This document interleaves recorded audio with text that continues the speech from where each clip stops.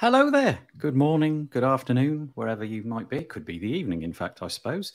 It's This Week in WordPress, one more time. Every Monday we do this. We have a chat with some people in the WordPress space about all of the things that have happened related to WordPress. Well, I say all of the things, some of the things that we've discovered during the previous week.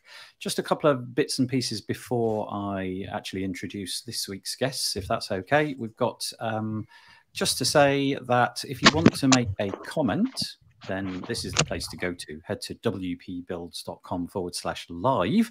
That's using YouTube. So you need to be logged into Google in order to get comments over there. Plus, if you're in our Facebook group, which is at wpbuilds.com/Facebook, the posts should be appearing over there as well. And you can make comments. I know that many of you realize this is me regurgitating the same old stuff, but nevertheless, quite handy to say it. And just to say that we're covering the WordPress news for the week commencing the 18th of January 2020. So this week, as always, I'm joined by Paul Lacey. Hello, Paul. Hello, good to see you again. We've been talking all week. Yeah, we really have been talking a lot this week. And do you want to give us your elevator pitch, your newly formed elevator pitch? I haven't really got one. I guess at this transitional moment, I'm an independent WordPress consultant. Yes. Okay. Yeah. That'll do for the moment. We're waiting until I've got a new website. Yeah. Let's just go with that. Yeah. And warm welcome to the very first time to Birgit. Now, please forgive me if I butcher your surname, because we established what your first name was, but I'm going to say Pauli-Haack. That's perfect. Hello, everybody. Hi. Now, I'm trying to do this a little bit more professionally, so I'm going to read out, and then you can correct me if any of this has changed. So, Birgit is the curator on the Gutenberg Times and is the co-host on the Gutenberg Changelog podcast with Mark Urain. Is that right? Is there anything else you want to add to that? Well, you could subscribe to the podcast via any of your favorite podcast apps. And we have also a weekend edition on the Gutenberg Times of the news, what happened last week, or if I find some article that are interesting for the community. So you can subscribe to that every Saturday. Yeah, thank you. I mean, it's lovely to have somebody on. As we were saying just before we started and pressed record, it's nice to have somebody on. We've been talking about Gutenberg for the longest period of time, but to us, it's one of many things that we discuss. And so it's nice to have somebody on who's really deeply embedded in it. And perhaps you can give us some insights and what have you as we produce the show today. Just a couple of things before we begin. This is the wpbuilds.com website. You can find it at wpbuilds.com, as you would imagine. We produce a podcast every week, and we produce This Week in WordPress, which you are listening to now. Just like with Birgit's productions, you can subscribe, and you can do that by going to your favorite podcast player and typing in WP Builds, or you can go to this page, wpbuilds.com/subscribe. A couple of email lists. This grey one, that gets you, it tells you all about the content that we produce at WP Builds. And then the blue one is less used. It's when we hear about WordPress deals. There's also ways on that page to find our Facebook group and so on and so forth. The other one to say is that we have a deals page, which people like to make use of. It's over at wpbuilds.com/deals. And it's just a bunch of coupon codes for WordPress products, and they seem to never expire, which is quite nice. Each week after we've done this live, we then put it onto our website, and you can find it in the archives section here. It's wpbuilds.com/news-archives, and that's just a way of curating all of the bits and pieces that we produce over the course of the year. And welcome you to go and check that out as well. But without further ado, let's get on to the actual meat and potatoes of today's show, which is all about WordPress news. We have up first now, this is actually quite an exciting piece of news. Those of you that have been following the US election, and let's be honest, it was difficult to miss the US election this time around. There is a new website, and it's got something to do with WordPress. And it has been launched on WordPress. I believe it came to WordPress the first time in 2017. It was, if you like, taken from the Drupal platform, who had it for the longest period of time, and they've decided to stay with WordPress. This is a picture of what you see. although it's not mentioned in this WP Tavern article by Sarah Gooding, all the indications apparently seem to point to the agency 10up as the actual people who are behind this. But as you can imagine, a website such as this, it really has to tick every single box, especially in terms of, well, I guess things like accessibility and speed and so on. So really, I'm just introducing you to the new White House website. What do you make of it, Paul and Birgit? I would say that I'm hoping that Biden and Harris will now get right into WordPress, and we can see them subscribing to This Week in WordPress. And maybe Biden would like to come on as a panelist and let us know what he thinks of the block editor. He's not really got much else to do, has he, at the moment? You know, there's nothing that he needs to clean up or, you know, yeah, it's nice. Well, usage is a statement. So they're all using, the whole website uses the Gutenberg block editor, actually. So that's a statement by itself about. Is that right? Yeah. Yes. Okay. That is interesting. So do we know if it's got a sort of like custom theme or anything like that? That is my memory of reading around this piece, was that there's a custom theme, but there's a few little Easter eggs dropped in the code somewhere about some kind of reference to 46 and some kind of reference to other various statistics agencies that the government uses to provide statistics and so on. But that's fascinating if it's using the block editor. That's cool. What an endorsement. Yeah. There's also a link in there if you want to work for the digital services at the US government, you can apply there. And I know a famous WordPress committer, Andrew Nathan, has actually worked for that service for 2 years. Nice. Yeah. There was the inevitable commentary all about page speed and so on, and you can see from here that this is the Lighthouse scores, and you can see from the green we've got 95 on performance, 100 on accessibility, which, you know, that's really amazing. Well, I suppose really, if any website on the planet was going to achieve this, you would have hoped it would be something such as this. Best practices 93 and SEO 100, which led actually interestingly to the commentary in the comments. And that seems to be the thing that people were railing against, the fact that this is, you know, don't try to judge everything by these metrics, Lighthouse and GT metrics and so on, which I thought was interesting. The commentary was all about that.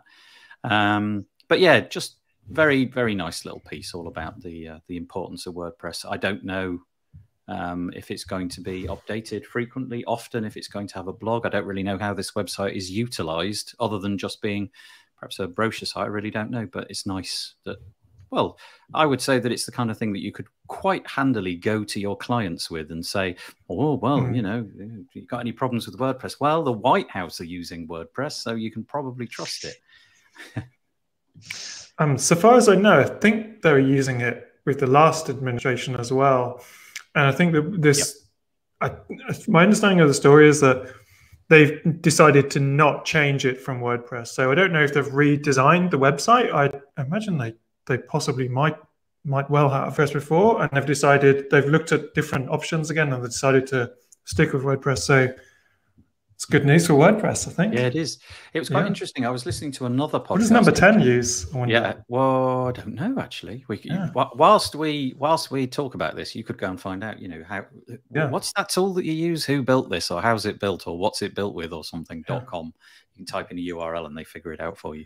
There was a podcast that I listened to. It's got nothing to do with WordPress. It's called This Week in Google, and I listen to that each week because it's a nice podcast all about the state of the web, especially relying on Google and Facebook and Twitter and so on. Do you listen to it, Birgit? Oh, yes, for the last 5 years, actually. Yeah, I love it. I love the interaction with Jeff and Leo. It's just, you know, this week in particular, they fell out right at the beginning, which is always a win. I missed Tina Trapani, actually, on that show. Yes, she was great. She went off and did her own things, didn't she? Yeah. So, and they were saying that there was nothing to do with this story, but related to it. The Twitter handle, which has been so important to Donald Trump. Obviously, you perhaps know or don't know that Twitter just a couple of weeks ago kind of froze his Twitter account. And back at the beginning of his tenure, he declined to use this Twitter account, which is specifically reserved for the president. And it's called POTUS, P-O-T-U-S, President of the United States, is I'm guessing what it stands for. Right.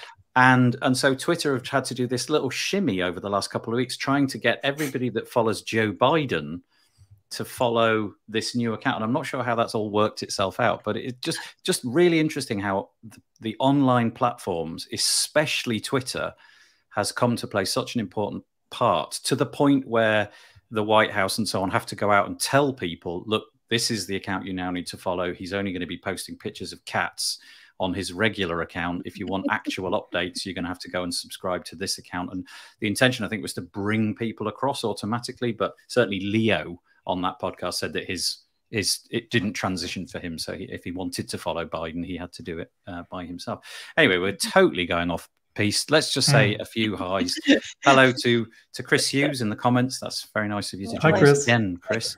And just to say, if you're using Facebook and you wish to make a comment and you wish for your face to appear, which of course you may not wish to do, then there is actually a link in the thread, and you've got to go and click on a StreamYard link, and that will enable us to see who you are. But yeah, and that's Beth Lyles Livingston, by the way. Hello, Beth. Yeah. Hi, Beth. And I don't know if this is Beth again, but yeah, we've been using it. Here it is. Yeah. Okay. And Paul again. Sorry, Chris again. Yeah. Well, I'm not going to say that on there. So, okay. That's our first. Yeah, number 10. Number 10 is using WordPress, by the way, for their media blog. I've just checked.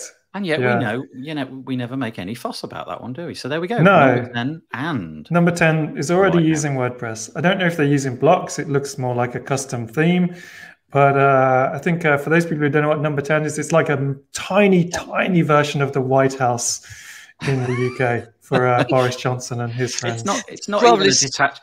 Sorry, it's probably the size of a closet in the White House. Yeah. Exactly. It's literally a semi-detached. It's not even semi-detached. It's a terrace. Terrace house. Mid-terrace house. Three, I think 4 floors. But you're talking about Downing Street 10, right? Yeah, number 10 Downing Street. That's number right. 10 Downing Street. Yeah. Yeah. Oh, Beth, it's working now. We've got your image, so we know who you are. Any comments that you make from this point on, we know who you are. So thank you. And hello, Cameron, coming from us all the way in Australia. I happen to know that because we had a nice podcast episode a little while ago. So hello, Cameron. Nice to have you with us.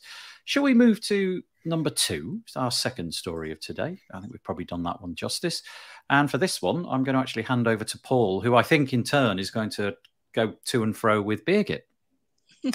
Yeah, so this is an article on WordPress Tavern by Justin Tadlock, and it is entitled First Round of the FSE, which is the full site editing outreach program, concludes, and it identifies template editing mode problems. And so what this article is just basically saying is that the first round of kind of user testing as such from this outreach program has finished now, and that obviously it's come back with some feedback of some things that need improving. And the general the article is generally kind of summarizing that most of the users had a bit of trouble understanding the difference between editing the content mode and then switching into the template editing mode, which kind of looked similar, but you could do a lot of damage, I think, to your website in template editing mode. Justin summarizes at the end. I think I'm totally with Justin on this one in how he's summarized this. Let's see, he said, okay, switching between post and template editing feels like full site editing 2.0 type of thing. The development team has enough issues on its plate with the normal site editor. It's a far cry from being viable production-ready product. The team's focus should be on working out the kinks of that system before merging it with the post editor. Crawl before you walk, walk before you can run. He does go on to say, though, he understands this is in early development, and he says, however, I am willing to be pleasantly surprised. In the long run, it will probably be a good thing that we are getting an early look at what these two different pieces of WordPress will look like working in conjunction. So, like I say, I'm with Justin there in that I've almost always liked the separation of design and structure from content and those things to be quite distantly separated within a user interface. But like Justin, I'm happy to be pleasantly surprised later on. And one of the reasons we're particularly happy this week to have Birgit on is because Birgit works within the Gutenberg project. I don't know if you want to mention a bit more about that for context, but I'm super interested to see what your thoughts are also on the difference, the content editing versus the full site editing, and generally your involvement in the project as a whole as well. Before I put my foot in it as well, because sometimes I complain about Gutenberg. So, well, thank you for having me on the show. And this part, this full site editing outreach program, is actually something new that came out of the experience rolling out the block editor in 5.0 and have a lot of criticism with it, that decisions are behind the scenes and people didn't get some input in that. And the program was actually announced in May, but only now in November, December it came to fruition because the development wasn't far enough to do testing on the full site editing for the alpha version. So all the things that are not working are actually supposed to be not working because they're not there yet. But it's interesting for the team to see where the confusion starts and where they have to make the distinctions. I think so the philosophy is actually to have just one interface. And I'm like you, Paul, I like a separation of concern. But that is also what developers think about, and what brought us to the mystery meet that Matt Mullenweg referred to when he said, we have all these widgets, we have sidebar, we have shortcodes, we have navigation screens, and people need to learn so many interfaces to manage that all. Now let's bring it all in one, and people don't have to leave. Yeah. So and so they now need to strike the balance and kind of find the places where confusion happens. I actually had a different confusion thing with a new version of Gutenberg that just came out this week with the reusable blocks. It's now kind of a sidebar thing.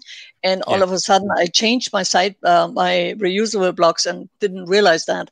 So I kind of needed to switch a little bit but it's so my involvement in the Gutenberg team is pretty much that I test very early all the versions because Gutenberg Times is using the Gutenberg plugin in production, which you're not supposed to do, or don't do that at home. But the Gutenberg Times is just kind of, I have to wait 2 weeks till fix it, so I'm just going to hang in there. But it started out in 2017 when I saw the first video about the Gutenberg editor, where I got really enlightened, so to speak, about, this is going to change WordPress so much, and I want to learn everything about it. And I wanted to share everything I learn about it with everybody else. So I built a little Storyfy kind of update page, and then, of course, got bit by that don't build on rented land, and half a year later, and then I needed to start my own website, and that's what the Gutenberg Times is. So I test everything, I read a lot, and I create issues on GitHub when something doesn't work, to kind of help them to make it better. I also run a page that's called Keeping Up with Gutenberg. It's a handbook page, but it's an index of all the posts that the team around Gutenberg does. And it affects the core, it affects core CSS, core JS, the core editor, of course, and the themes team and the design team. If they publish something on their make blogs, I'll put it all in one kind of list, so you can see from 2020 between July and December all the updates that happen on the make blogs. So I run that. Yeah, that's pretty much it. And of course, my publications with the Gutenberg changelog. Mark Urain is a designer on the Gutenberg team, and we have been doing that for now a year and a half. That every 2 weeks we have a walk through the changelog of the newest plugin version. Yeah. Yeah. We tend to have a much more cursory relationship with it. We just talk about the articles very often that are coming out of places like WP Tavern and what have you. So we're relying a lot on Sarah and Justin and taking their approach on it, and certainly not keeping up to date with it as much as you. But it's been such a controversial couple of years. It is a couple of years now, isn't it? Wow. Yeah. Where did that go? And so many people with different opinions. You know, I've got some good friends who really want to stay away from it entirely and going out of their way to make sure that it never surfaces in their life. And then you've got other people who embrace it fully. But everybody along the road having at least probably some point of confusion. You, obviously, somebody that really, really knows your stuff about it, getting tied up with reusable blocks. And I think things like the fact that the interface is all in one place. Both Paul and I have been users a lot, I would say, of Beaver Builder. And it's just such an interesting comparison to make, you know, because we've got this fully fleshed out page builder plugin, which can do already many of the things which are on the roadmap for Gutenberg. And the UI is just something that you got used to. And the creators of that didn't have anybody to answer to except their existing customers. They could basically just say, well, this is what we're going to do. And now we've done it. And that's the way it now is. I mean, they listen to their customers, don't get me wrong, but they can be much more, they don't have to listen to as many people, should we say. Yeah. And so the way that they do things kind of, I suppose, in a sense, becomes the way that you expect it to be done. And I'm sure it would be the same for people who use Elementor or Divi or what have you. It's like, why doesn't Gutenberg behave like that? And that's the thing about Gutenberg. It is a journey so far. It's a 2 year, well, more, you know, it's been developed for longer than that, but 2.5 years, let's say, journey. And we've still got probably at least 2.5 years left. So we're going to come across these problems all the time. Well, actually, Matt Mullenweg said it's a 10-year project for him. Yeah. Yeah, so and we are 20% in. Yeah, so yeah, if you kind of judge even the full site editing experience to something that has been built over many years in Beaver Builder with its own interface that doesn't have to really connect with anything else, right? Then you set yourself up for disappointment, of course. Yeah. And I'm probably in a better stage because I've never used Elementor or Beaver Builder or any other page builder. And every time I came across one, it was the worst of things. It wasn't any of those two. And we stick with the core and then developed themes by developing them or writing code. So I think that's where I'm in a much better place to kind of not have to unlearn things. I'm just kind of in awe what can be done.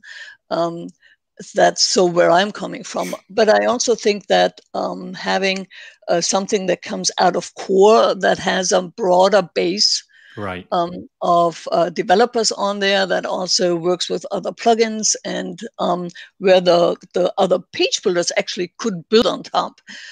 Because it's a standardized interface and a standardized code base would make it probably much easier for someone who starts now with adding to the page to Gutenberg. And quite a few plugins, block collections went this way. Like Go from GoDaddy, Genesis themes, and Cadence themes, Astra, they're all kind of built on top of the existing code builder. Yeah, it hadn't really occurred to me, but yeah, you are in a quite enviable position in that you are not comparing it to something, and I suppose in a sense that is the quandary that people such as myself face, is that you want it to do a certain thing, and you know that thing is possible, and so you go to the block editor, attempt that thing, and rather than think to yourself, well, I'll just keep pushing on until I've figured it out, you're always against the clock thinking, well, I could have done it by now.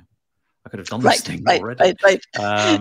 And that's just, yeah. Yeah, brings me back to my early days in my computer. I got my first computer in '88, and I was in an accounting program, and I wanted to learn Multiplan, which is an Excel predecessor.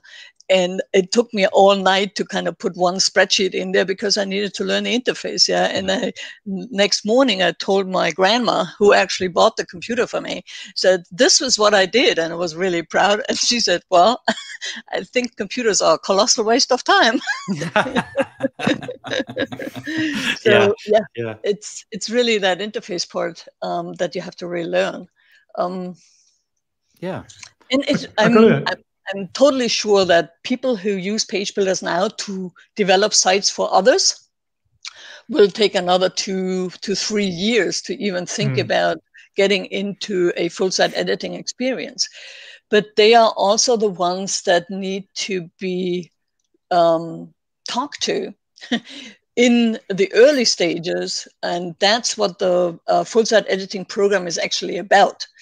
To have those who build site for others and need to streamline their processes, make sure that they have what they need in the full site editing experience.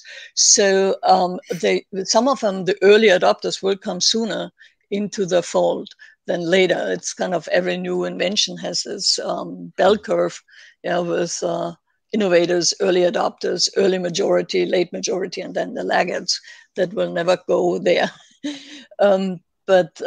So getting that wave a little earlier, that's probably, so yeah, it's sooner or later it will come. And PageBuilder and Elementor are really still experiencing growth. So I'm really lucky, really happy for them.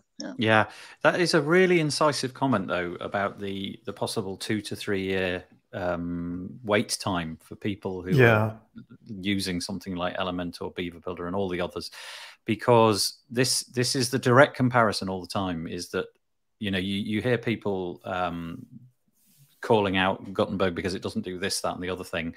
And that perspective never really gets shared. Is that we'll be at year 5 in a 10-year journey at that point.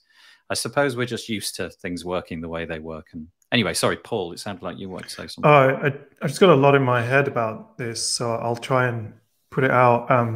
First of all, the outreach program seems like a really good idea, and I don't know how the outreach program is selecting the people that get involved, and I wouldn't be surprised if it was kind of a, people volunteer. But and if it is that, then I would suggest, for the benefit of the team who's developing it, it would be a really good idea for them to look for some people who are known for using a particular tool. I'm not talking about me. I'm not trying to get a job here or anything. But people who work with Elementor or Beaver Builder or some of the other tools, even non-WordPress products, who are blogging about this stuff or leading the way on the designing with these tools or something, to see if they can pull those people in, a few of those people, into the outreach program, in the same way that a commercial product would go and headhunt a couple of people to go, right, okay, here's the people that volunteer, and here's some people that we actually want to get. Because I used to do a lot of work with local government like 15 years ago, and I would go to these town meetings sometimes, and these were meetings that anyone in the area could attend. Anyone. You could just turn up, you get free coffee, you get free biscuits, and you get to speak what you think about the new clock tower getting built in the town, or there's too much rubbish or junk around in this area. And I would go to some of these meetings, so I was involved in the digital side of things. And it was the same people. We used to call them the usual suspects. And it was the same people. And then the local government would use these voices as apparently these people are representing everyone. And they weren't. It's just that those people were the only ones turning up. Other people did care about it, but they didn't either know about these meetings or they didn't prioritize them. So I'd love to see, from a product development side of things, I think that they could get some good insights from people using completely different products. And then that leads on to my other comment, which is more of a question really for Birgit. so Matt Mullenweg was talking about this, there's widgets, there's menus, there's the appearance section, there's the customizer, there's the editor. And I totally understand like his idea of, do you know what? We should put all these together. There's too many different things to learn. And I just wonder if how much of his mind can get changed through the feedback, because when I listen to that concept, it sounds great, but it's also quite a zero-sum argument that, hey, there's lots of different things. The solution is to put them all together. And it's like, well, who said the solution was to put them all together? Have we asked anyone? I know it makes sense. And it's almost like to me that, you've got something like the New York Philharmonic Orchestra. And you say, we've got strings, we've got brass, we've got percussion. Why don't we just get that guy who's got the percussion on his arms, he's got a cymbal on his head, and he's got a trumpet strapped to his mouth? That's surely a better option. And then if you then paid to go and see the New York Philharmonic Orchestra, and you turned up and there's just one dude with like loads of, an accordion here and some cymbals on his arms going like this, you'd be quite disappointed that this wasn't sounding quite as good as the Philharmonic Orchestra. So I just wonder, do you think, Birgit, that if enough feedback came from the right people, Matt's vision would be bendable to say, do you know what? We should bring a lot of the stuff in here, but some of it doesn't ever belong in there. It really shouldn't belong in there. So I wonder how much his vision is bendable in your opinion, knowing a little bit more. So I think there's a mystery out there and a kind of an idea or a myth out there that Matt is pulling the strings all the time. Well, He is a release lead, but the Gutenberg development has not started in 2017. It started in 2015, where core committers had tried to kind of bring it all to the modern space and have over and over hit some. And there are some posts out there, maybe we need to surface them a bit. So when you think about yes, if there are voices there that have a good argument why things should change, but they need to come from a place of knowledge. So having from the outside look in and say, oh, I would love to do it this way. You first need to know the history where everybody is coming from before you change something. And now every 3 years in or 4 years in the development of something that started 5 years ago, I think I like your idea that the people who work with page builders now and should come to the FSE program. Yeah, but this is not, there are no embossed invitations because it's a lot of work. So inviting someone to do more work on top of their own work is something that only a volunteer would do on his own or her own volition. Yeah, you cannot make somebody do the work. So, and there is an open invitation there in every open source program.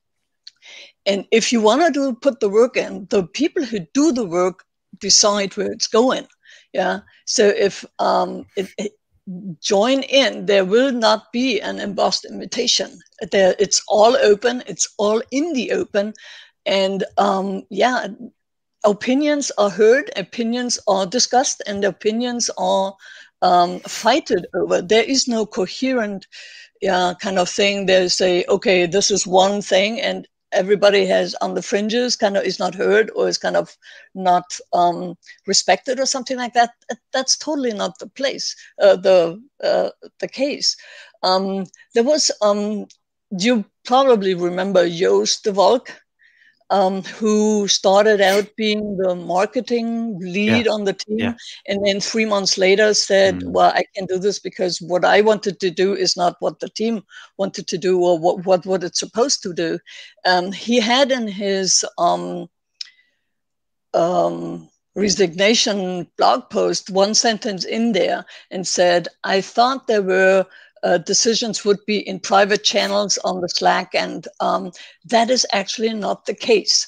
And I took it as something like, I was always wondering about that, but I was really happy to hear that, even if it doesn't work out like he needed to work it out. And I think approaching that like a commercial software kind of also restricts who's making decision. And everybody is, when you look through the GitHub repository, and there might be a hurdle there that non-developers are not going to GitHub, but the discussions on features is actually there with good arguments, with mockups, like hundreds of messages with mockups and very detailed going in there.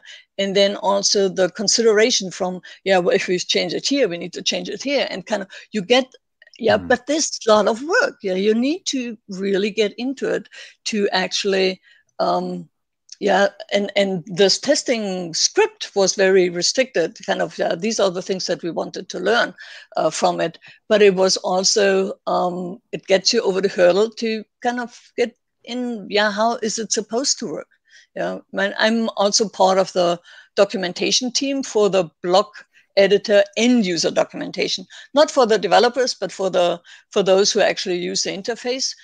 And our problem is that we can't test it against what it's supposed to work, because nobody writes that up for us. So we are the ones that people come to and said, how is it supposed to work? Well, as long as we don't know, we can't publish it. But so we need to also go in there and learn these things.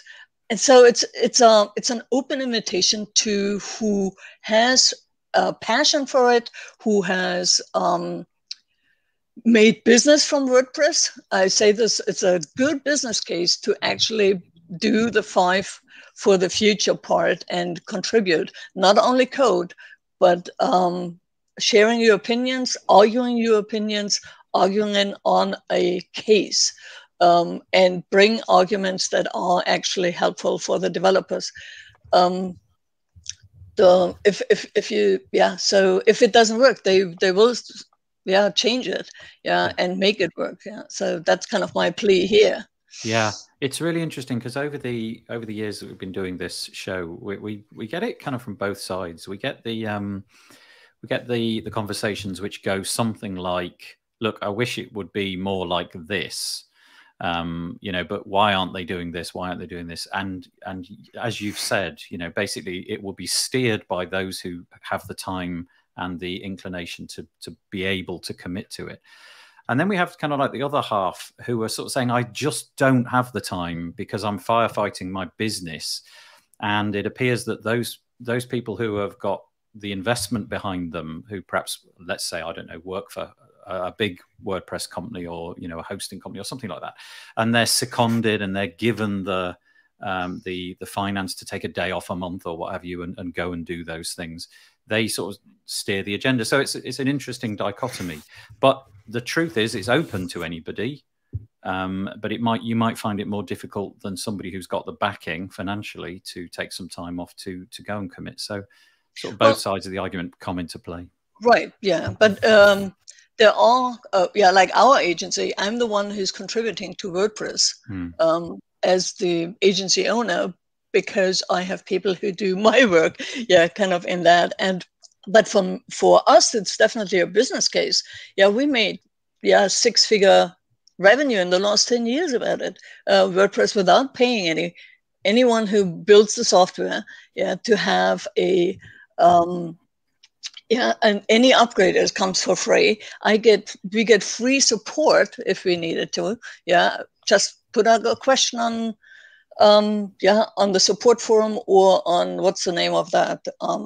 Stackflow Overflow. And people help you. It's the most generous open source project that you can see. WordCamps, meetups, and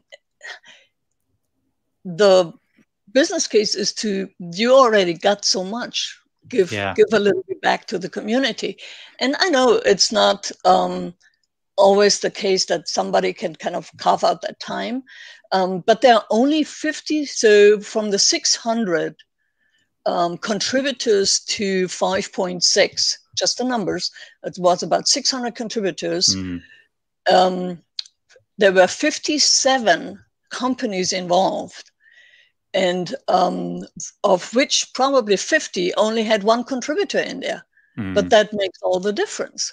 If that person gets a little bit during the time. Yeah, maybe Friday afternoon is your time to contribute to WordPress, or something like that. It's definitely you can kind of put yourself back in the lean back and say, well, Automatic has 70 people in there, Yoast has 18 people in there, but alone the two, it's going so less, and then there are people or companies with 4 and 5, and then there are the one-person companies in there, and then the other 600 or 500 contributors to it. So every little bit helps. And it's sorry, go on. Yeah, no, I'm good. I'm done. Okay, thank you. No, I was just going to say, I suppose another issue involved is surfacing these projects and making them visible. So, you know, we have a small audience of people who are really into WordPress, and there'll be other such podcasts, and there'll be people who just read the WP Tavern because they're into WordPress. But I would imagine that quite a lot of people using WordPress are literally just using it, and they're not in the ecosystem of news. They're probably not attending WordCamps and so on, or just, you know, they might miss something. So it's wonderful that organizations like WP Tavern put the message out, and hopefully things like this will alert people. So here you are. If you've got any issues with Gutenberg, full site editing, and so on, this is an article. You can see it on the screen. There'll be links in the show notes. Go and click on that, and you can find out about the outreach program. I did actually put the URL of a post on make.wordpress.org on the screen a little while ago. In fact, let me just quickly put that back up again. I feel like I've learned so much in the last 5 to 10 minutes about how this all works compared to everything I've ever known before. And I think as me as an individual, I was previously running an agency, and it was so busy. I'd never had any time to do anything other than just read pretty much what Justin Tadlock would say, or maybe what Matt Medeiros would make a video about, or a few other people. And I think I probably have been, frustratingly but blissfully ignorant about how a lot of this works. And it seems that if someone is really interested in getting into any kind of product development, then this is just an open ticket to say, come and get involved in this. It might not be what, how commercial product development goes, but I bet that you can learn things in this, getting involved in WordPress and Gutenberg at this level, that you can take into the commercial area as well. And I think that a lot of us are seeing snippets of information here and snippets of information there, and putting 2 and 2 together and coming up with 5. I mean, I think one of the things in my mind is, why don't they just pay some, professional UX people or something to do this? And someone might say, well, it's an open source, and I'll be like, well, it seems to me that Automatic are commercializing this really behind the scenes. And so I think there's a big misunderstanding of what is actually happening. And then I think it'd be great if Matt Mullenweg could do some more interviews. I know he's not necessarily doing the whole thing. Some more very open interviews to answer some of these almost conspiracy theories that people are starting to come up with now, because they're not particularly, and they're very believable as well, but a lot of them are probably not true whatsoever. So I'd love to see, I don't know what his job is, don't know what he's supposed to do, or somebody who is seen to be very senior to come out and be doing lots and lots of interviews, answering all the questions, listening, feeding back to the main core team. I'd love to see that. But I think this segues really nicely into something that I'm really, especially after today, going to do my best to turn up to, if I'm allowed. I think that's how it works. Birgit, the next Gutenberg Live Q&A, January 29th, 4 p.m. UTC, 11 a.m. ET and GMT. Do you want to tell us a little bit about that? I know that we've focused on not many articles this week. I don't think that's a problem. I think this has been a really interesting, important discussion about Gutenberg and everything. But there is is this an open invite? Can anyone go to this? Yeah, it's open. We have 100 seats. I think we've just had 37 tickets, but we also will. So the webinar, it's more live Q&A that will be live streamed to YouTube. and on the YouTube channel / Gutenberg Times, you can certainly watch it. And we will have the latest update on full site editing. We also have the program manager of the outreach program, Anne McCarthy, in there, and then Carolina Niemak and Ari Soutopoulos. They both are theme developers, have their first block-based theme for the full site editing in the repository, and they can help. So it's more like the update, but also what can theme developers do to get ready for it, and also how is the transition, the migration path from the current theme development to the future theme development. There's not a whole lot of that changes if you want to stay with what you're doing, but there are other things that could change, and why would they change for the better?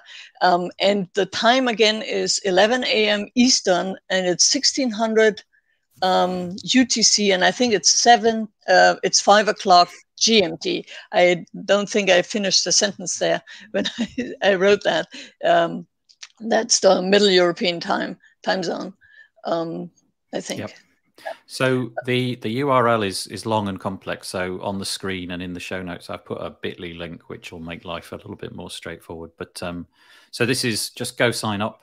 You've got a few days left before it starts. And yeah, I think this, like Paul says, it's fascinating to see all of these things. Like a hitherto unknown community from Paul and I's part anyway. Not hitherto unknown, but, you know, nice to see exactly what you're doing when you've described it all today. Isn't that brilliant, Paul? We've been schooled a lot today. It's I knew I would be as well. I knew we would be today, and that's why I was really looking forward to today.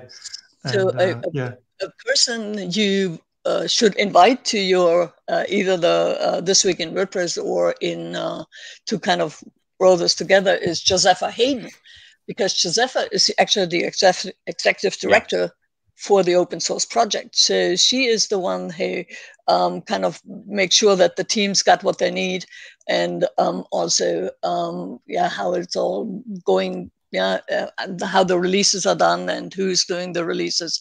Hi, Peter. It's good to see you. Thank you so much.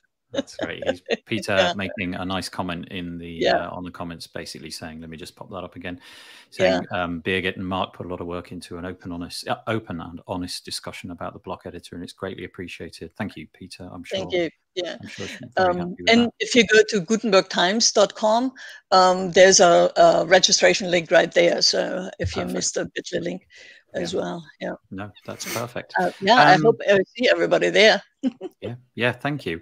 Another person who has been like really helpful in our little community, again segueing a little bit there, is David McCann, and we're kind of moving from Gutenberg over to a completely different page builder now, because David McCann puts articles out. I don't know how frequently, but when he does them, he really goes to town. Would you agree, Paul? He's the kind of guy that doesn't put something without a lot of thought into it. And I just want to give him props this week. It's over at webtng.com. You'll be able to find the link in the show notes, and it's an article entitled Creating a Website with Oxygen. Obviously, Oxygen. You know, Nathan, I heard that David's middle names was Definitive Guide. David Definitive Guide McCann. That's it, yeah. Because if it's not, I would believe it if that was true. But that's what people say. Yeah, he's put this Oxygen guide together, and essentially there seems to be a groundswell of people at the moment who have made it their page builder of choice. You know, they've gone to Beaver Builder, they've tried out Elementor, and they've gone to Oxygen, and they're very happy with what they see over there. And obviously, there's a steep learning curve, and you can see it here. Look, there's the table of content. When a blog post has a table of contents that long, you know what's going on. He's supported it with a video. There's probably about 20, maybe even more. Maybe there's more like 30 steps to this blog post. But essentially, if you've not been familiar with Oxygen and what it can do, and you would just like one place to get the soup to nuts version of it, then go and check out David's post. There's little for me to say really, except there's a video to accompany it, and I just love his style. His delivery is very deliberate, and it's, you know, it's not all about snappy graphics and all that. It's just about getting the content to you. So anyway, highly recommended. I like that one. And let's move on to something which I think is just such a nice evolution of a product. This is pods. Paul. Yeah. So there's a new article on the pods.io website, and it's entitled "Introducing Pods Pro" by SKC Dev, Pods 2.8 in Q&A and new YouTube videos. And so the main part of this announcement on the Pods website. So just the context, Pods is a plugin that allows you to create custom fields, custom taxonomies, custom post types, and use them all together to create a bit more of a kind of relational database structure of a website. So I use Pods. I know tons of people listening, tons of the 10 people listening use Pods, and it's a much loved product. And it's something similar to Toolset or advanced custom fields. And so Pods lost its core funding about a year ago, I think it was, by Automatic. I'm pretty sure Automatic was one of the core funders of the project. And it wasn't like they did anything wrong to lose that. It's just the deal came to its natural end, and renewing the deal didn't seem to be in the benefit of either of the product itself, Pods, or for Automatic. So a new plan was put together. Pods looked at getting more income from their donations, what's called Friends of Pods, and then this idea of Pods Pro started, and it's been slow marinating for a long time, and it seems that it's really getting off the ground now. So SKC Dev, to me, is clearly Scott Kingsley Clark, and what it says in the article is that Pods Pro by SKC Dev is a separate financial entity to the core Pods project. So it's being positioned as the best of both worlds. You've got Pods as the core thing funded by donations. It's a foundation. And then you've got Pods Pro, which is like the official add-ons for pro add-ons. Probably this means things like integrations into the block editor in specific ways, possibly into third-party things like page builders, especially means as Nathan, you had Scott on for the Page Builder Summit recently. Some of those video snippets are in this post as well, where he's talking about how Pods works with Beaver Builder and Elementor and Oxygen and some of the other tools. But I also think what's interesting about this article is that there's another thing that's happened in the world of Pods, which is Scott Kingsley Clark, who's one of the core developers of the plugin, is also or was an employee of Modern Tribe, who create the plugin, the event calendar, which was recently just sold to, I think, Liquid Web, including the entire team. So I'm not sure where Scott is at the moment. I'd love to find out. I'll have to check him out on Twitter, see if he's saying anything about this and where. And I'm hoping that this whole situation, that's the change with Pods, the change with Modern Tribe, actually seems to me that maybe Scott is able to spend more time on this Pods Pro project as opposed to less time. It just seems that the timing of his blog post, a week or so after the acquisition of Modern Tribe's event calendar, is possibly an important thing in the timing of it. So I'm really interested to see where Pods Pro goes as a Pods user, and I wish Scott and the rest of his team at SKC Dev all the best with it, and look forward to seeing what happens there. Do you know, Paul, what, let's say you came at this purely from a what do I get angle. Do you know what the additional features and so on are that you get if you become a pro user? I don't think it's totally clear yet. I think that is probably the next kind of things that we hear are going to be around what these different integrations are. But the fact that I'm probably reading clues into things that really aren't there here, about Scott's time, and also the fact that there's a YouTube video from the Page Builder Summit on the same post.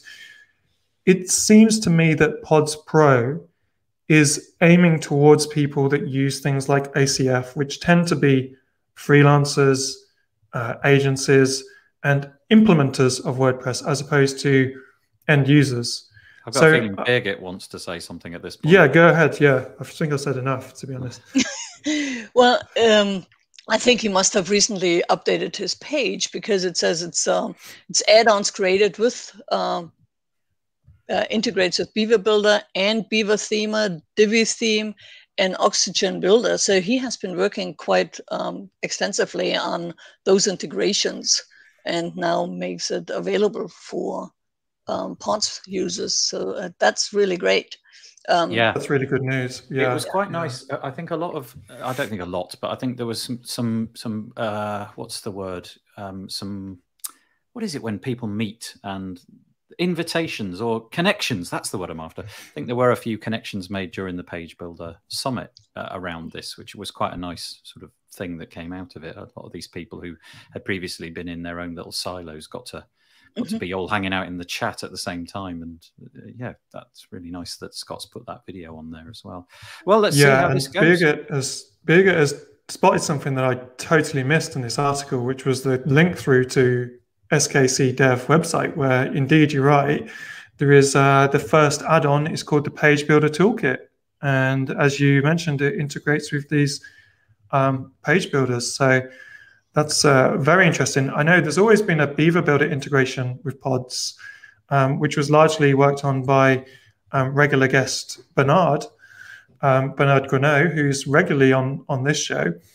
And I imagine he's probably had something to do with helping Scott on this. So really exciting to see where this goes.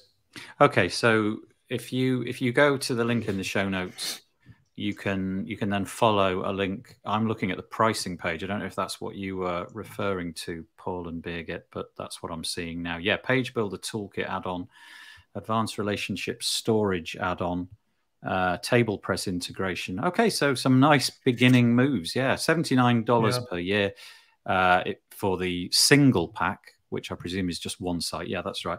Oh, really interesting pricing. Look at that. So $79 for one site, and then you have to find another $50 to go unlimited. Honestly, so much interesting pricing in the WordPress space at the minute around these things. And it seems like unlimited here is obviously what he's trying to get you to get into, but so what a reasonable offer that seems to be. Yeah. And you can save more money if you, I mean, this is a really, when pods lost their funding from Automatic, I think a lot of end users were worried. I was a bit worried. I thought, how are they going to, do this? But they've put a lot of thought into this. And on the pricing page on the Pods Pro website, it shows that if you want a further discount on the pricing here, become an active Friends of Pods. So Scott is encouraging you in a way to contribute to the core project where he's got no profits, as far as I imagine. Maybe he's on some kind of salary situation there, but I know I don't think anyone's any under illusions that he's, dining out and going on Caribbean holidays as a result of pods or anything like that. But he's really nicely encouraging you to become an active friend of pods, which is from $60 a year. And you'll get a further discount, dollar for dollar, towards a Pods Pro pack. So you'll actually get a bigger discount.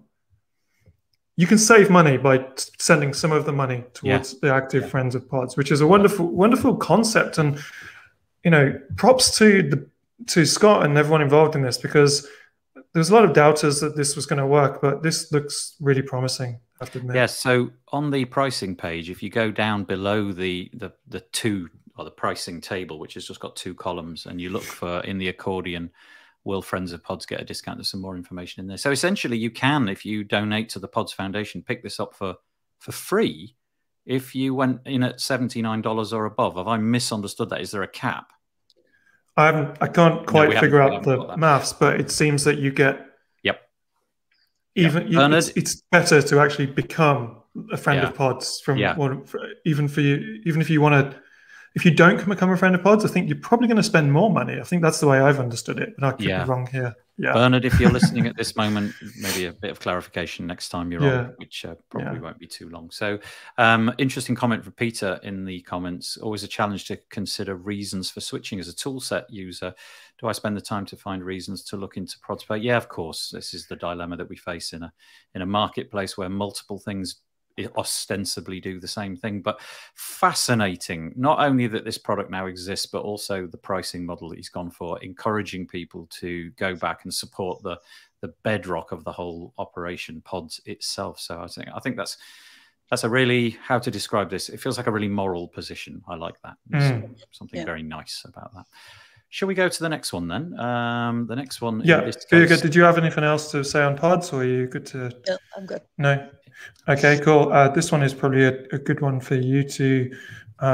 We've probably covered some of my second level thoughts on this particular article, but there's an article on WordPress Tavern by a chap called Justin Tadlock. Never heard of this guy before. You heard of him, Nathan? Well, now occasionally I read things out that he's written. Yeah, I think maybe copies some of the stuff that we talk about on this show. Potentially definitely that way round, yeah. I think it's that way around, yeah.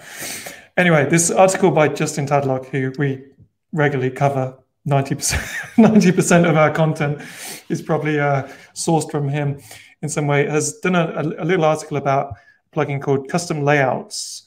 And its Custom Layouts plugin creates a post display system for both the classic and the block editors. And this is I think Justin's interest in this article is that it's one of the first plugins probably to use the block editor to create a kind of template layer that you can then use to create a list of posts. So there's plenty of plugins out there for you to help you create a list of posts in a grid or a masonry layout or something like that. And this one is fully going in deep with the block editor to help you create the template level and then pull that list of posts into the front end. So it has a level of templating, it has a level of data with the query that you can apply, and then you have the presentation level on the front. So it's almost like that classic MVP. Is it? No, not MVP. I want to think of you know, I get mixed up with minimum viable. Go with acronym. Yeah, you know, where you separate data structure and content. And this is interesting to me because at the beginning of this conversation, it backed up my argument that I think that the template, this is an example of where the data and the content does seem like a really good idea to separate it. And to me, this is kind of like a great area of discussion for the core Gutenberg team to see how they've done this and why this separation makes sense, even if other separations don't make sense. So, but obviously, you know, good news for the creator of this plugin for creating a new plugin. I've segued their announcement to my own agenda here about talking about templating and stuff like that. But the creator of this plugin is also has a plugin called Search and Filter, which has over 40,000 people using it in the free version. And I'm a massive fan of this plugin. I use the pro version, which is very, very reasonably priced. And it is a plugin that allows you to have a series, you know, whatever grid you've got on the page, you can filter those with drop downs, checklists, check buttons. What are they called? Check boxes. Check boxes, right? Radio buttons and various other interface to filter your grids and your posts and stuff like that. Something like Facet WP. Search and Filter Pro is definitely my favorite one because it's so well priced as well. But yeah, lovely new plugin. Looks very interesting. I'm going to check it out. And it'd be interesting to see if what they're doing here can be replicated in the block editor in maybe a year's time or 2 years' time. And that's what I'd love to see, that somehow they can make it work. And it feels like a real strong contender for something like pods to create inside the block editor. I don't know if they already have that integration. I know that Toolsets have enabled their views functionality inside a custom block, so you can throw together this sort of like they've done it. Yeah, they've done it. Yeah. But pods, maybe. I don't know if they've done it already, but I'm pretty sure that in the Page Builder Summit, Scott was talking about, or Bernard was telling us at some point that they are having a good user interface for creating your grid of items within the block editor. So it seems that this is one way to do it, and that I know Toolkit have nailed it. So it is possible to do it all in the block editor. So I'd be interested to see the difference and how people find which is easier to use and what the future holds. Yep. So you can check that piece out on WP Tavern. Anything to contribute there, Birgit? No, I really like all the innovation that is around the block editor, kind of to test its boundaries and kind of push them a bit and have alternative ways to do things.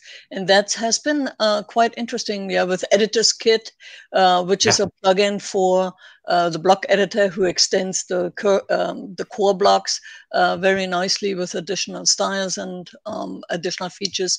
The same with Editor Plus by Munir Kamal. Yep.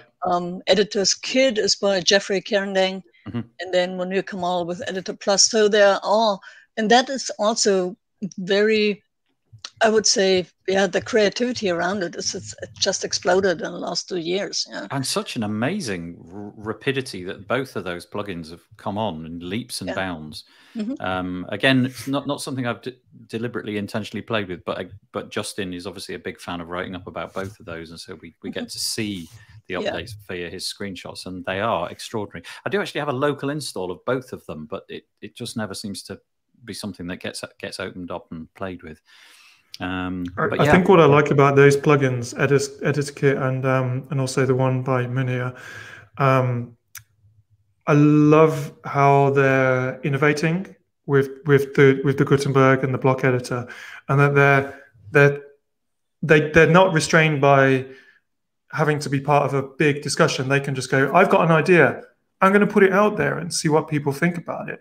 I think that's the beauty of, having the mix of the open source core project and then entrepreneurs and individuals on the outside doing things as well. And those things making waves and creating attention.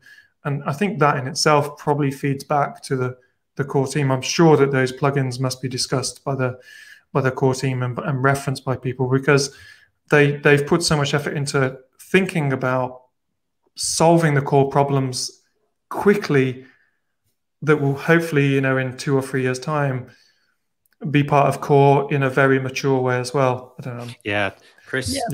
Chris Hughes in the comments making a really interesting point from the perspective of a personal use versus an agency use. They change so rapidly 100%.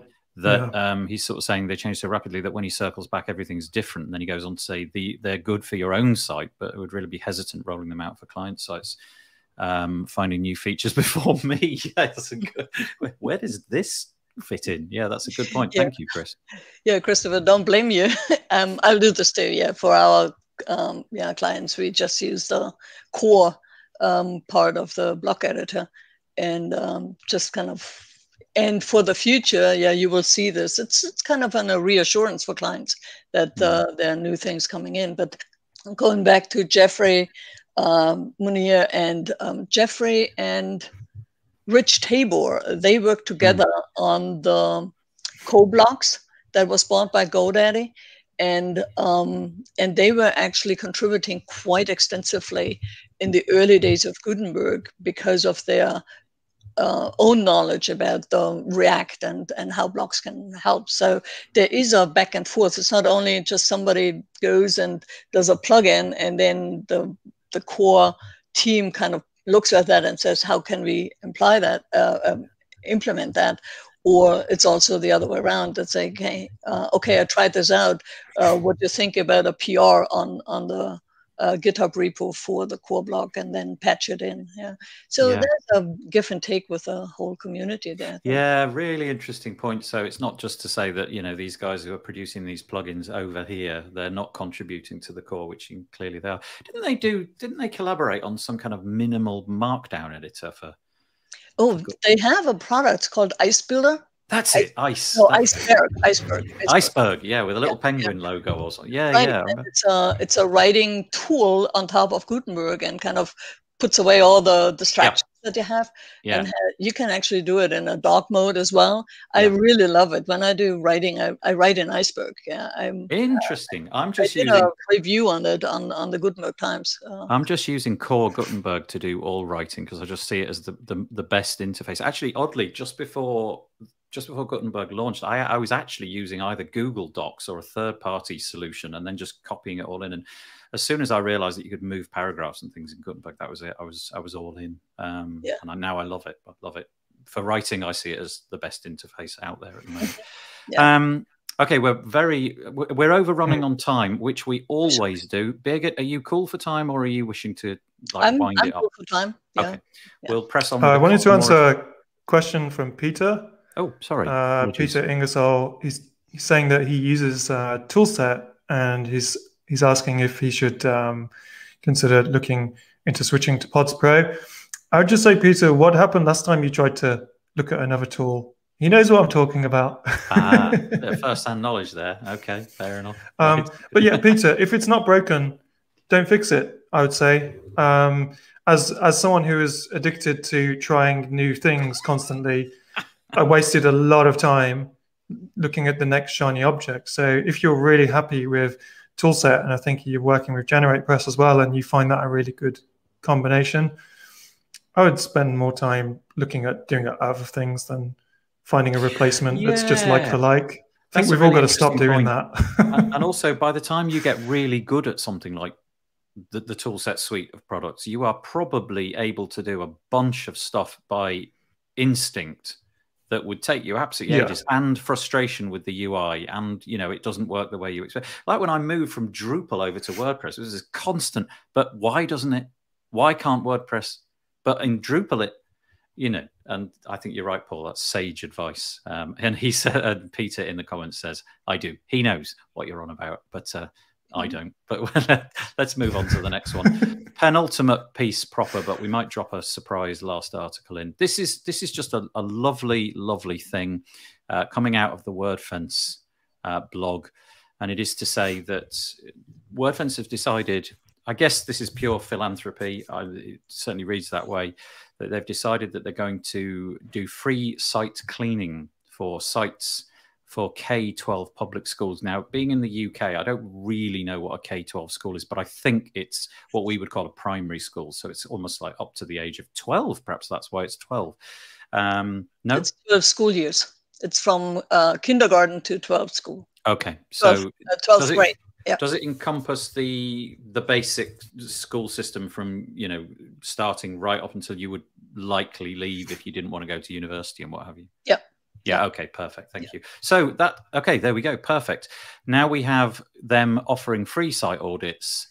Presumably a whole bunch of school sites are using WordPress. I know actually the school that my children go to, they've adopted WordPress on a recent update for their school, and a lot of the stuff presumably is of critical importance, especially now that we're in lockdown. And I'm guessing that's what this is all about, really.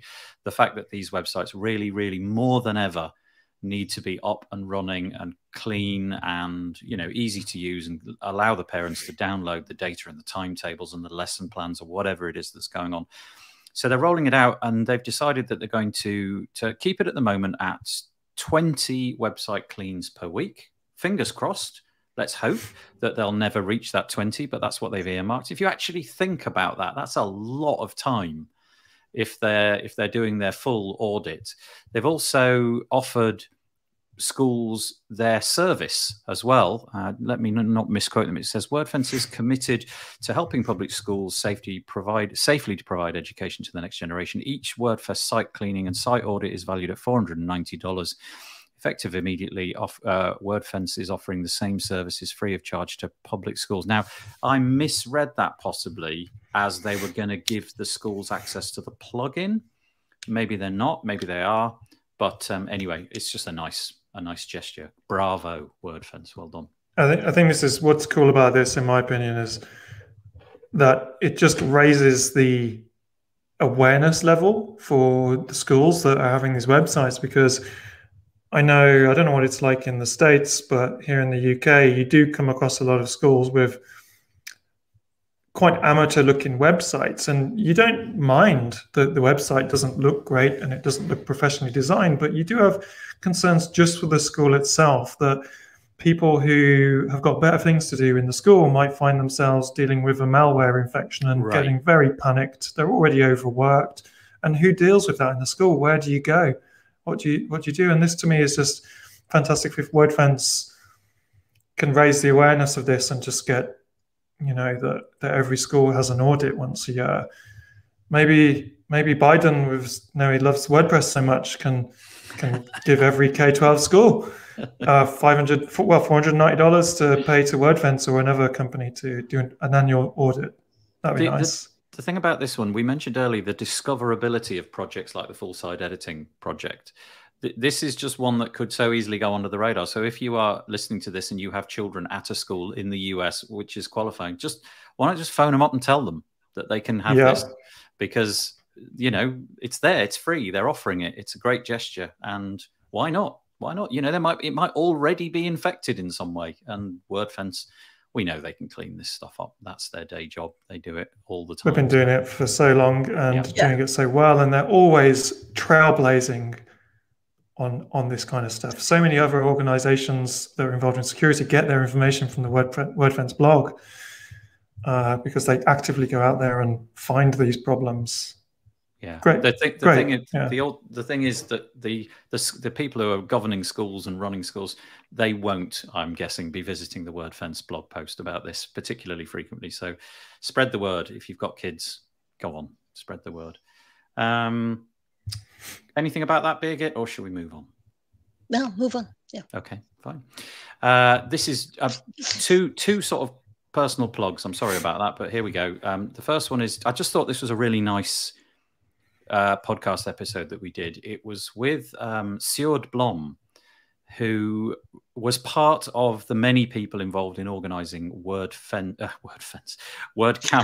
Europe in 2020, the one which was cancelled due to COVID. And we had an episode where we talked about not only what it takes to set up a WordCamp, but what it actually takes to cancel a WordCamp, what it actually takes to demolish it and deconstruct it and then make it go online. Obviously, everything has gone online for the last period. We had WordFest last week, which was an absolute, just such a beautifully organized event. I think as time goes on, all of these organizations are sort of learning from each other and perfecting these online events. But it's just a lovely episode with Sjoerd about that, what was involved, what they did, who had to be sort of like, you know, just little things that you don't think about, like you've got to return your sponsorship money. And you've got to try and get them back on as a sponsor for the online event, or will they just flop straight over? It's just a lovely little chat. The one that was cancelled. Yeah, this is... that's what I'm sniggering at. It's brilliant. Chris Hughes says the one that was cancelled due to COVID. Is that a new Friends episode? Yeah. Like it. Very good. And then finally, do you know what? I'm not going to do the one that I was going to do, and finally, because I'm not 100% sure I want to say about it yet. So I should just stop talking and say there's no and finally. We're done. That's it. We're finished. Thank you. That was a really nice episode, full of really interesting insights, especially from Birgit, as we've not heard her voice before over here on WP Builds, and telling us a load of stuff that we misunderstood. So that was really, really nice. Just before we go, anything happening to you, Birgit, this week? No, apart from the live Q&A this week and Friday, I want everybody to come, of course, and learn about full site editing and how the themes are affected by that. Other than that, it's going to be a busy week. Yeah. Well, but thank you so much for having me. It's an utter delight to talk to you and discuss things with you. Yeah, no, well, thank you. I'm sure we'll make the effort to have you on again, should you wish to. But the link to Birgit's event, well, Birgit and others' event, is in the show notes. It's a bit.ly link, but it should take you to the registration form where you can find out more. We'll be back with Paul Lacey. Anything you want to throw in at the end there, Paul? We should probably plug our friend Matt Medeiros, because he just released it's got to be episode of the decade, I think. Yes, you're right. It's probably I would say it's probably the best media that's been created in a lifetime. It involves well, I'm not going to say. I don't want to. Just go and listen. So Matt Medeiros on the Matt Report. I'm going to say it. He interviewed you and I about this show actually, and WordPress in general, which was really enjoyable. And I think it was released yesterday. Yeah. So if anyone wants to hear more rambling and 19 minutes isn't enough for you, then there's another 30 minutes available. If you on haven't enjoyed this, definitely don't go and listen to that. I shouldn't say that because the Matt Report is something beautiful. Go and check it out. That's really nice. Yeah, thank you. I'd forgotten about that. But we'll plug it. The Matt Report. It's mattreport.com. You can go and download the episodes over there. We'll be back. I'm going to have a podcast episode out on Thursday. It's either going to be an interview episode or it'll be an episode with me and David Wormsley, droning on about a letter of the alphabet. But we'll be back here next week, 2 p.m. UK time, talking about this week in WordPress. For now, thank you for making the comments. Thanks for joining us. Really, really, very pleasure to have you all on, and we'll see you next week. Bye. Bye.